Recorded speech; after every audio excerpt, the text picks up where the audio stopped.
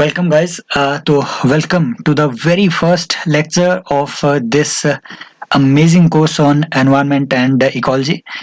इसको अमेजिंग मैं इसलिए बोल रहा हूँ क्योंकि हम ये कर रहे हैं सर एनसीईआरटी के थ्रू। और जिन लोगों ने ये एनसीईआरटी के थ्रू अभी तक नहीं पढ़ा है एनवायरनमेंट, तो मैं उनको सजेस्ट करूंगा कि एक बार गो थ्रू कर लीजिए या खुद ही एनसीईआरटी पढ़ लीजिए। क्योंकि यूपीएससी ना अब जो कॉन्सेप्ट बेस्ड क्वेश्चन पूछ रहा है वो इतने टिपिकल है। कहीं आपको जो जो स्टैंडर्ड किताबें आज से पहले टॉपर रेफर किया करते थे, राइट, जो भी है ये आईएएस वो आईएएस, राइट, ये जिस्ट वो जिस्ट लेना देना, मतलब कोई जिस्टें वो उन उन उन सारी चीजों को आपको सॉल्यूशन कराने में हेल्पफुल नहीं होंगी।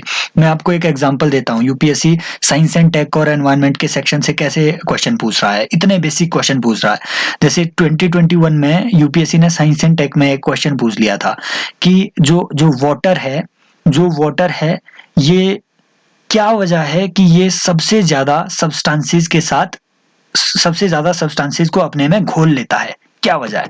अब हम सभी को पता है कि इसका डुअल नेचर ऑफ वाटर, इसकी वजह से जो है वाटर सारे सब्सटेंसेस को, मैक्सिमम सब्सटेंसेस को घोल देता है अपने आप में। लेकिन कई स्टूडेंट्स ने ये इतना बेसिक आंसर भी गलत मार्क किया। अगर जिन्होंने एनसीईआरटी से नहीं अपने कॉन्सेप्ट क्लियर किए होंगे वो इसको गलत मार्क करेंगे। जैसे एक और एग्जांपल देता हूं मैं। यूपीएससी का जो एनवायरनमेंट की कैटेगरी से 2021 में क्वेश्चन पेपर में आया था एक क्वेश्चन ये था सर कि इनमें से कौन कौन सी चीजें नेचुरल स्टेट में in natural state soilless medium में ग्रो कर सकती है। वो हाइड्रोपोनिक्स, एक्वापोनिक्स, इन सारी चीजों की बात नहीं कर रही है। नेचुरल स्टेट में कौन कौन चीजें बिना सॉइल के ग्रो कर सकती हैं। ऑप्शन उसमें मिले थे। फर्स्ट ऑप्शन था फर्न, सेकंड ऑप्शन वहां पे था आपके फंजाई, मशरूम था उसमें ऑप्शन, थर्ड ऑप्शन वहां पे था आपका मॉसिस, और फोर्थ ऑप्शन आपका वहां पे दिया गया था लाइकेन्स, राइट। तो ये चार ऑप्शन वहां पे दिए गए थे और इतने बेसिक लेवल पे ये किसी भी आपको बुक में नहीं मिलेंगे। Shankar IAS, bunker IAS. Actually होता क्या है कि जब यूपीएससी एक बार क्वेश्चन कोई पूछ लेता है ना, तो ये जो कोचिंग इंस्टीट्यूट्स की बुक्स होती है अगले साल उसको अपने बुक में इंक्लूड कर देती है, ये दिखाने के लिए कि पूछा यहाँ से गया था। मतलब क्वेश्चन पहले याद आएगा और आप पढ़ेंगे उसके बाद।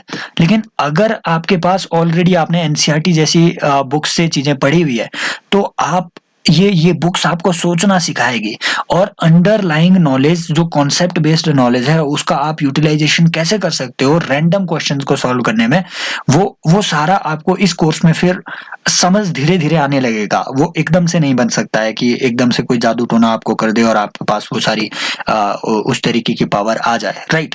तो this course is definitely going to be helpful for you.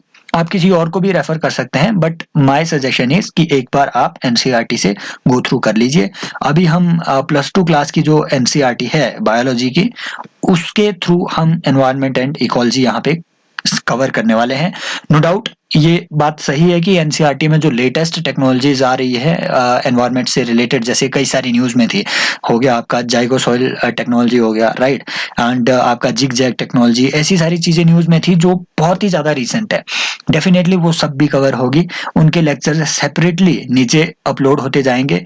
और जैसे आपकी इंटरनेशनल कन्वेंशंस वगैरह हो गई, राइट, इंडिया के इंटेंडेड नेशनली डिटरमाइंड कंट्रीब्यूशंस, इन सारी चीजों पे भी लेक्चर्स वो सेपरेटली बनेंगे, लेकिन कॉन्सेप्ट्स हम यहाँ से कवर करने जा रहे हैं।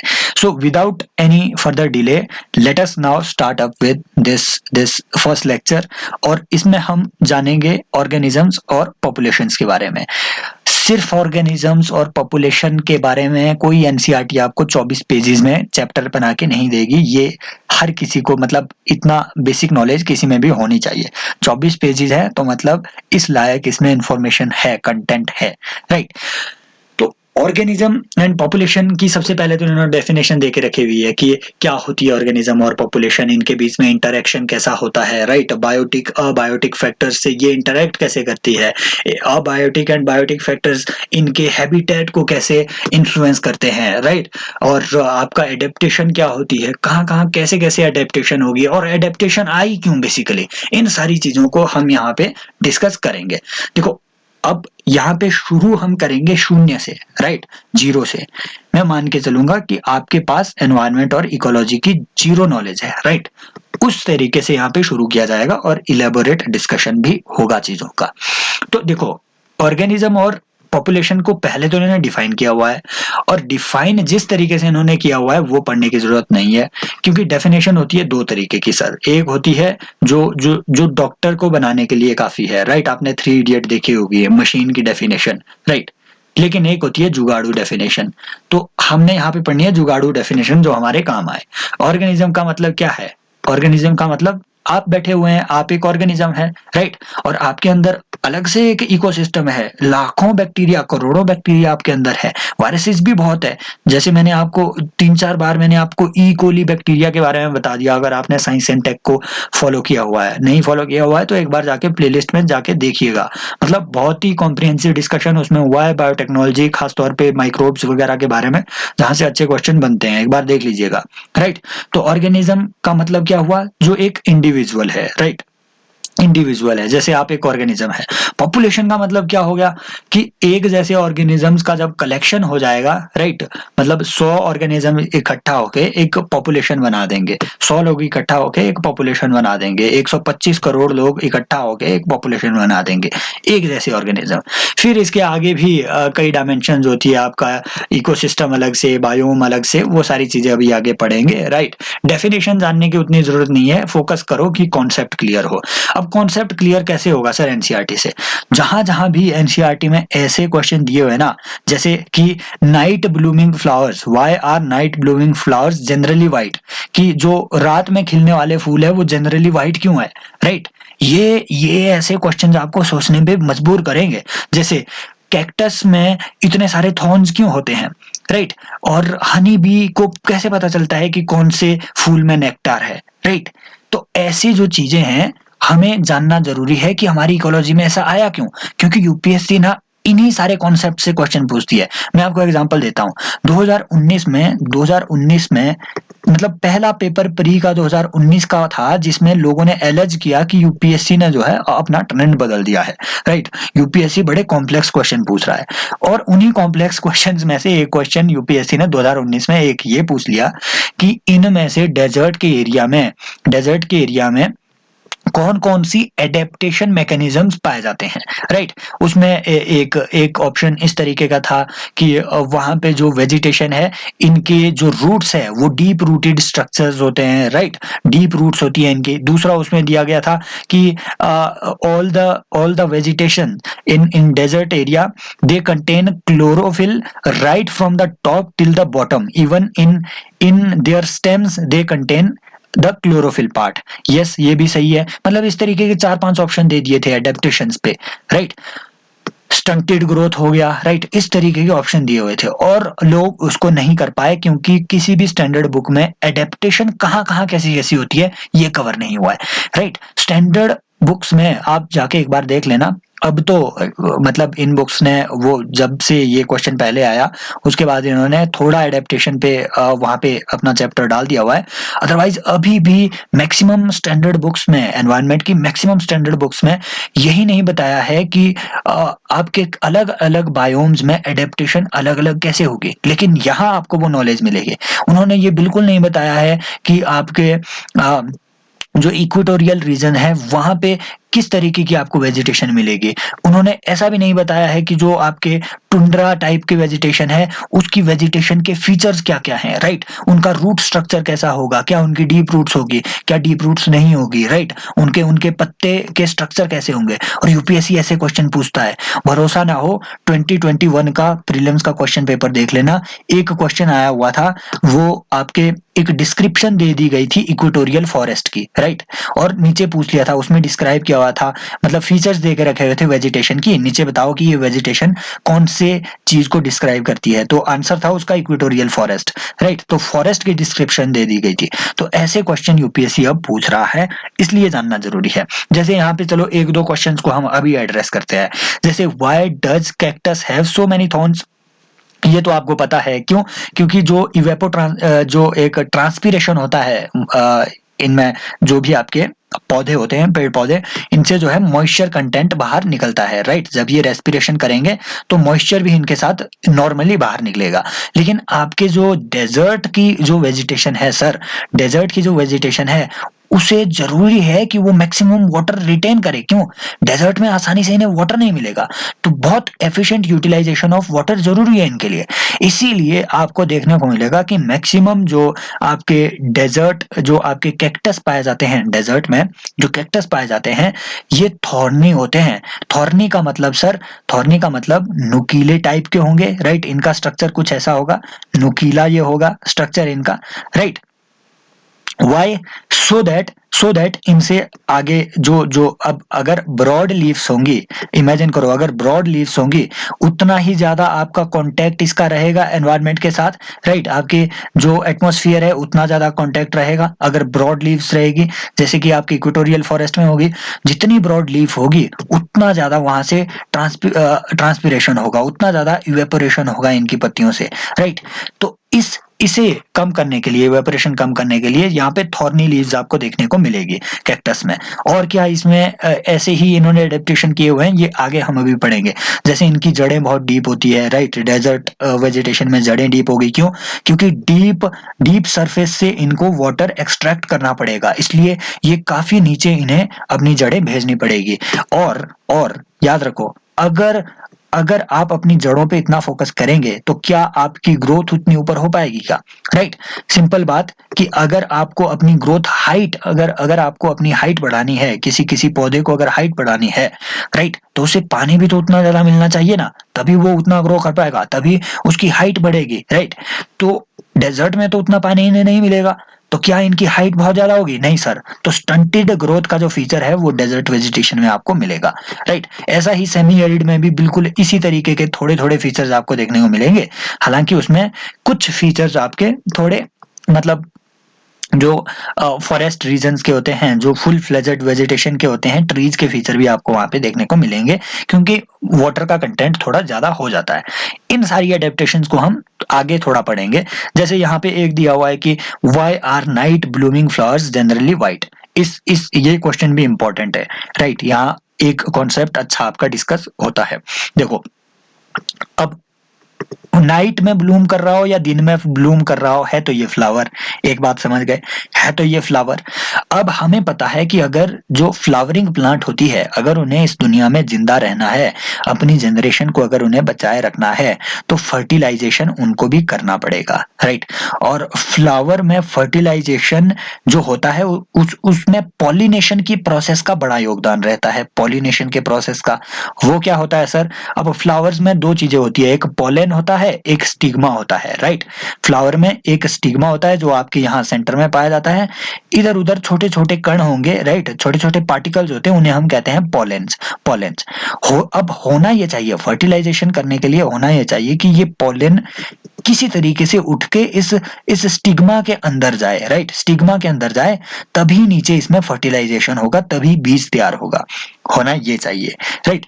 अब किस तरीके से ये पोलन एक फूल से दूसरे फूल के स्टिग्मा तक पहुंचेगा, उसके लिए हमें चाहिए सर पॉलिनेटर्स। जैसे आपके मधुमक्खी हो गया, राइट, मधुमक्खी हो गया, इवन आपकी जो ये बटरफ्लाइज वगैरह होती हैं, इस तरीके से जो इंसेक्ट्स होते हैं, ये क्या काम करते हैं? ये आपके पोलन को उठाएंगे और स्टिग्मा तक ले जाएंगे। क्यों? क्योंकि इन्हें स्टिग्मा से होते हुए, अब देखो फूल पे अगर ये बैठेंगे तो इनके पैर वैर में पोलन चिपकेगा, फिर ये स्टिग्मा तक जाएंगे, राइट। स्टिग्मा तक क्यों जाएगा सर? स्टिग्मा से ये वहां से नेक्टार चूसेंगे, राइट, और साथ में ये जो पोलन है ये स्टिग्मा तक पहुंच जाएगा, इससे पॉलिनेशन हो जाएगा। मतलब इस फ्लावर को अब पता है कि जो एनवायरनमेंट के बायोटिक फैक्टर्स हैं, इनका मेरी लाइफ में क्या रोल है। इसे पता है कि अगर मुझे जिंदा रहना है तो मुझे इंसेक्ट्स को अट्रैक्ट करना पड़ेगा, अपनी ओर अट्रैक्ट करना पड़ेगा।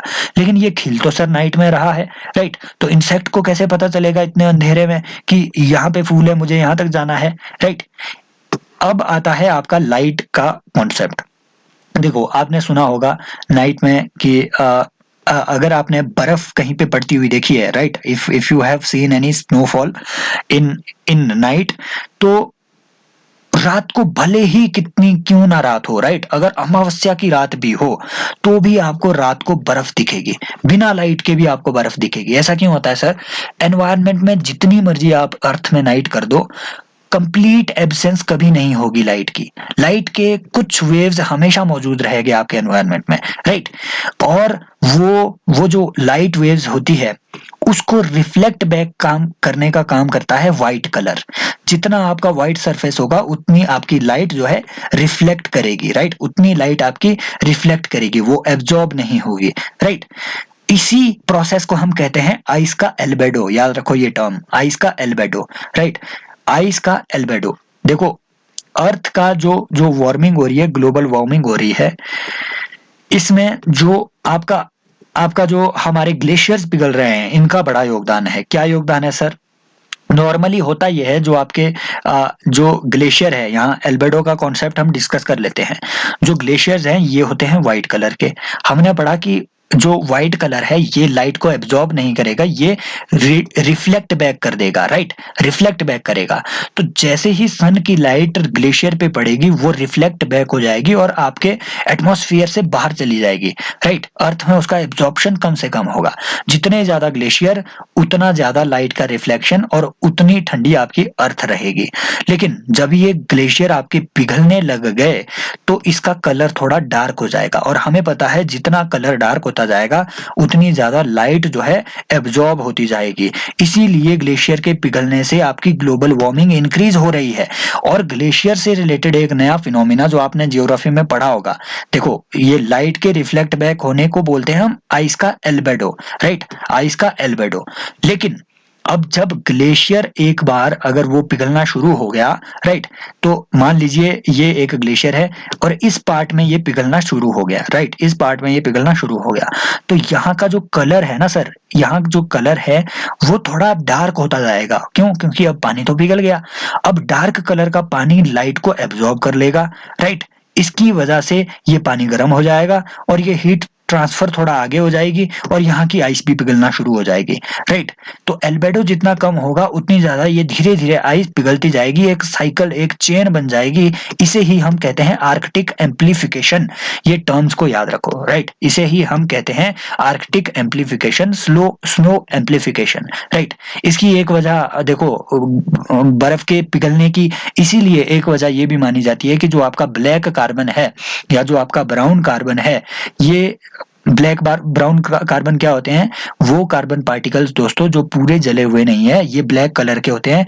ये हमारे यहाँ हम जहां जहां हम फैक्ट्रियां यूज करते हैं यहाँ से आपका ब्लैक कार्बन उठेगा, राइट, एटमॉस्फेयर में जाएगा और एकदम तैरते तैरते ग्लेशियर्स तक पहुंच जाएगा। Even north and south pole तक पहुंच जाता है ये ब्लैक कार्बन, और उस वजह से डार्क हो जाएगा ग्लेशियर का कलर, फिर ये पिघल जाएगा। आई होप ये लाइट का कॉन्सेप्ट आपको समझ आ गया, रिफ्लेक्शन रिफ्रैक्शन का। अब सिंपल बात है वही, अब अगर रात में किसी फूल को दिखना है तो उसे कुछ ऐसा कलर लेना पड़ेगा, राइट, उसे अपना कलर कुछ ऐसा बदलना पड़ेगा जिससे मैक्सिमम लाइट रिफ्लेक्ट बैक हो सके, और वो कलर है सर व्हाइट। इसीलिए एडेप्टेशन के तौर पे हम देख सकते हैं जो भी नाइट के कलर्स होंगे, जो भी नाइट के फ्लावर्स होंगे, उनका कलर कैसा होगा? व्हाइट। आई होप ये कॉन्सेप्ट आपके क्लियर हो रहे होंगे, राइट, क्योंकि ये कॉन्सेप्ट क्लियर होना जरूरी है सर, अगर आपका क्लियर नहीं था, अदरवाइज है तो बड़े सिंपल ये कॉन्सेप्ट्स, राइट। नेक्स्ट आता है कि इकोलॉजी जो है बेसिकली कंसर्न्ड विद 4 लेवल्स। वही हमने डिस्कस किया कि ऑर्गेनिज्म मतलब आप, पॉपुलेशन मतलब आप जैसे 100 लोग, कम्युनिटी मतलब आप जैसे मतलब जब 2-3 स्पीशीज के जो अलग अलग स्पीशीज के जो ऑर्गेनिजम्स हैं वो जब इकट्ठे हो जाएं, अलग अलग स्पीशीज की पॉपुलेशन इकट्ठी हो जाएं, तो वो बनेगी आपकी इकोलॉजी में कम्युनिटीज। बायोम बनेंगे फिर जिसमें आपका बायोटिक, ए बायोटिक दोनों फैक्टर्स आ जाएं, ठीक है, एक मतलब बहुत बड़ा जो बायोस्फीयर का एक हिस्सा, उसे हम कह सकते हैं बायोम, राइट। जैसे आपका मैराइन बायोम्स हो जाएंगे, राइट। इवन आपका जो जो आपका कंटिनेंट है इसमें डिफरेंट डिफरेंट बायोम्स आपको देखने को मिलेंगे, जैसे आपका ग्रासलैंड हो गया, राइट, डेजर्ट हो गया, ट्रॉपिकल फॉरेस्ट हो गया, temperate forest, coniferous forest, Arctic and alpine tundra, ये आपके अलग अलग तरीके के बायोम हो गए। यहाँ पे बहुत सारी कम्युनिटीज आपको मिलेंगी, राइट, बहुत सारी कम्युनिटीज आपको मिलेगी, बहुत सारी पॉपुलेशंस मिलेंगी एक ही बायोम के अंदर, राइट। तो collection of communities you can call it biome, right, collection of communities as well as abiotic factors you can call it biome. और इस चीज के बारे में हम आगे पढ़ेंगे, right. Organism and its environment यहाँ पे बताया हुआ है। बेसिकली देखो, यहाँ एक फैक्ट काम का है सिर्फ, वो ये कि भैया जो आपके प्लेनेट अर्थ की जो रोटेशन होती है अराउंड द सन, बेसिकली हम रोटेशन नहीं कहेंगे इसे, हम ऑर्बिटल मूवमेंट कहेंगे, ठीक है। अर्थ जो है सन के चारों ओर मूव करती रहती है, और वो कैसे पाथ में सर, कैसे पाथ में मूव करेगी? मान लीजिए ये सन हो गया, ये आपकी अर्थ धीरे धीरे मूव कर रही है, राइट। ये कैसे पाथ में मूव करेगी? क्या बिल्कुल स्फीयर? नहीं सर, ये आपके एकदम एकदम ओवल शेप्ड आर्क, जो आपका पाथ है, राइट, वो उस पाथ में फॉलो करेगी, राइट। इस तरीके का पाथ में ये फॉलो करेगी, पूरा सर्कुलर नहीं होगा। इस वजह से आपको सर देखने को मिलेगा। और साथ में टिल्टेड भी है अर्थ, ठीक है, टिल्ट भी है 23.5 डिग्री, राइट, 23.5 डिग्री का आपके पास टिल्ट भी अर्थ में। इस टिल्ट की वजह से और इस तरीके की मूवमेंट की वजह से, राइट, इस तरीके के एक एसिमेट्रिकल ऑर्बिटल पाथ की वजह से जो अर्थ है यहाँ पे अलग अलग सीजन आपको क्रिएट होते हुए देखेंगे। क्यों? क्योंकि देखो, कभी सन की लाइट यहाँ साउथ पोल में डायरेक्ट पड़ रही होगी, सॉरी जो सदर्न हेमिस्फीयर है वहां डायरेक्ट पड़ रही होगी, कभी सन की लाइट आपके नॉर्दर्न हेमिस्फीयर में डायरेक्ट पड़ रही होगी। समझ रहे हैं बात? क्यों? क्योंकि अर्थ में ना टिल्ट है, 23.5 डिग्री ईस्ट का इसमें टिल्ट है। अगर आपको इसे और ब्रॉडली समझना है तो इस पे एक ऑलरेडी वीडियो आपको चैनल में मिल जाएगी, उसमें जो सीजनल रिवर्सल ऑफ विंड है उस पूरे टॉपिक में इसको कवर किया गया है, राइट। अभी के लिए समझ लो कि अर्थ में जो सीजन्स हैं वो चेंज क्यों होते हैं? वो चेंज इसीलिए होते हैं क्यों? क्योंकि अर्थ की जो रोटेशन है अराउंड सन, राइट, इस रोटेशन की वजह से, इसका जो ऑर्बिटल पाथ है, इस एसिमेट्रिकल ऑर्बिटल पाथ की वजह से आपको देखने को मिलेगा कि अर्थ में सीजन्स अलग अलग होते हैं, राइट। तो कभी बरसात आ जाएगी, कभी आपके डेजर्ट बन जाएंगे कहीं पे, राइट। और इस वजह से अलग अलग बायोम आपके क्रिएट हो जाएंगे। समझ रहे हैं बात को? जैसे जहां जहां पे आपका रेन शेडो एरिया होगा वहां डेजर्ट बन जाएंगे, जहां थोड़ी और रेनफॉल होगी वहां आपके ग्रासलैंड बन जाएंगे, राइट। जहां और ज्यादा रेनफॉल होगी थोड़ी, वहां आपका टेम्परेट फॉरेस्ट बन जाएंगे, राइट। जहां सबसे ज्यादा बारिश होगी वहां आपका ट्रॉपिकल फॉरेस्ट बन जाएगा, है ना, घने एकदम जंगल, और ऊपर उनकी जो कैनोपी कवर है वो बहुत ज्यादा होगी, कैनोपी कवर, राइट। तो इस तरीके के जो कॉन्सेप्ट हैं ये आपको क्यों देखने को मिलेगी दुनिया में? क्योंकि sir there is definitely a difference in the amount of precipitation. Why? Because of certain factors, not only because of the orbital movement of earth, but there are many other factors। उनकी geographical location ये भी determine करती है कि वहां बारिश कितनी होगी, राइट। उनका लेटीट्यूड ये भी डिटरमाइन करेगा कि वहां बारिश कितनी होगी या नहीं होगी। अगर वो हॉर्स लेटीट्यूड में फॉल करते हैं तो वहां बारिश नहीं होगी सर, राइट, क्योंकि हाई प्रेशर का जोन है। तो ऐसी कई सारी चीजें हैं जिसकी वजह से आपको ये डिफरेंट बायोम क्रिएट होते हुए दिखेंगे। अगेन, बायोम क्या है दोस्तों, जिन्हें अभी भी मतलब समझने में उतनी दिक्कत हो रही है, बायोम का मतलब वो सारे फैक्टर्स इसमें आ जाएंगे। जैसे आपका जंगल हो गया, राइट, ये भी उसी बायोम का पार्ट होगा। उसी जंगल में आपका शेर रह रहा है, ये भी उसी बायोम का पार्ट हो गया, राइट। उसी जंगल में आपकी पत्थर चट्टाने भी है, मिट्टी भी है, राइट, सॉइल भी है, ये सारी चीजें उस बायोम का पार्ट हो जाएगी। मतलब बहुत सारी कम्युनिटीज जब एक साथ कहीं पे रह रही हैं तो वो आपका बायोम हो जाएगा, राइट। अब ये बायोम के अलग अलग लेवल्स होते हैं, right, alpha beta gamma ecosystem के लेवल, वो अभी हम आगे अभी बायोडाइवर्सिटी के लेवल्स डिस्कस करेंगे। समझ रहे हैं बात को? तो एक और यहाँ पे इंपॉर्टेंट टर्म थी कि भैया मेजर बायोम जो इंडिया के है वो यहाँ पे आगे शो किए हुए हैं, लेकिन इंपॉर्टेंट टर्म है कि एक बायोम आपका परमाफ्रॉस्ट भी होता है। ये परमाफ्रॉस्ट आपको बहुत ज्यादा न्यूज में देखने को मिलेगा। Most of you must have been knowing about it, लेकिन जो जिनको नहीं पता उनको बता देते हैं कि परमाफ्रॉस्ट क्या होता है। बेसिकली जब आपका जो आर्कटिक रीजन है, स्पेसिफिकली जो आर्कटिक रीजन है, राइट, आर्कटिक रीजन मतलब हायर लैटिट्यूड का region, 66.5 degree north and south का जो ऊपर का रीजन है उसे हम कहेंगे आर्कटिक रीजन, आर्कटिक सर्कल के जो अंदर पड़ता है, राइट, नॉर्थ पोल और साउथ पोल वाला रीजन। यहाँ क्या होता है सर, यहाँ ठंड बहुत होती है, ठीक है, ठंड बहुत होगी। इस ठंड होने की वजह से आपकी जो जो लो टेम्परेचर होने की वजह से जो वहां पे सॉइल है और सॉइल के अंदर का जो मॉइस्चर है ये दोनों मिक्स हो जाएंगे, राइट, ये दोनों मिक्स हो जाएंगे। मतलब आपका जो आइस है और सॉइल है ये दोनों मिक्स हो जाएंगे और एकदम हार्ड सरफेस इसका बन जाएगा, राइट। अगर ये मिक्सचर बिना पिघले 2 साल तक सस्टेन कर जाए तो इसी को हम कहते हैं परमाफ्रॉस्ट। तोड़ो इस वर्ड को, फ्रॉस्ट, परमा, ठीक है, मतलब परमानेंट फ्रॉस्ट अगर आपके कहीं पे नीचे बैठी हुई है तो वो हो गया आपका permafrost. Basically it is a permanently frozen area specially in your Arctic regions, ठीक है। और अब जो हमने टुंड्रा वेजिटेशन की बात कही, ये आगे भी हम पढ़ेंगे टुंड्रा वेजिटेशन को, राइट। ये टुंड्रा वेजिटेशन जो है ये मैक्सिमम आपके इधर आर्कटिक टुंड्रा जो है आपके परमाफ्रॉस्ट के एरिया में पाई जाती है। अब इमेजिन करो, परमाफ्रॉस्ट मैंने आपको बताया कि ये बहुत हार्ड सरफेस इसका होता है, राइट। क्या ये पेनेट्रेबल होगा उतना ज्यादा? नहीं होगा सर, क्यों? सरफेस बहुत हार्ड है। तो जो यहाँ वेजिटेशन निकलेगी, जो यहाँ वेजिटेशन उगेगी, क्या उसकी जड़ें उतनी डीप हो पाएगी क्या? नहीं सर, पेनेट्रेट ही नहीं हो पाएगी नीचे वहां की जड़ें, राइट। दूसरी बात, ये जो आपका परमाफ्रॉस्ट का एरिया है, ये इतना ज्यादा फ्रोजन होने की वजह से क्या लिक्विड फॉर्म में इन सारे पौधों को, जो भी वेजिटेशन यहाँ उगेगी, क्या लिक्विड फॉर्म में इनको पानी मिल पाएगा क्या? नहीं सर, बिल्कुल नहीं मिल पाएगा। क्या इनको सनलाइट उतनी मिल रही है क्या? नहीं सर, नहीं मिल रही है। इसी वजह से इनकी क्या ग्रोथ इतनी ज्यादा हो पाएगी? ये क्या उतने हाइट वाले पौधे होंगे, ऊंचे ऊंचे पौधे होंगे क्या? नहीं होंगे सर। और अगर आपको वो स्टेटमेंट दे दे कि इन आर्कटिक रीजन्स या in your Arctic tundra vegetation, you witness a very आप कह सकते हैं कि वेरी रिच कैनोपी कवर, ठीक है। the forests in Arctic region are very rich in canopy coverage, in terms of canopy coverage। तो बिल्कुल गलत होगी। कैनोपी मतलब जो ट्री के ऊपर की कैनोपी है, इनमें उतनी होती ही नहीं है। यहाँ पे बेसिक सी वेजिटेशन आपको मिलेगी, जैसे आपका लाइकेन उग गया, फर्न हो गया, राइट। ऐसी चीजें यहाँ पे आपको देखने को मिलेगी जो बहुत छोटी छोटी वेजिटेशन है, राइट। कभी कभी यहाँ थॉर्नी वेजिटेशन भी आपको देखने को मिल जाएगी। तो ये हो गया आपका परमाफ्रॉस्ट के बारे में। अब ये इंडिया के कुछ ऐसे बायोम यहाँ पे बताए हुए हैं कि इंडिया में डिफरेंट टाइप के, ये आपका डेजर्ट टाइप का बायोम हो गया, राइट।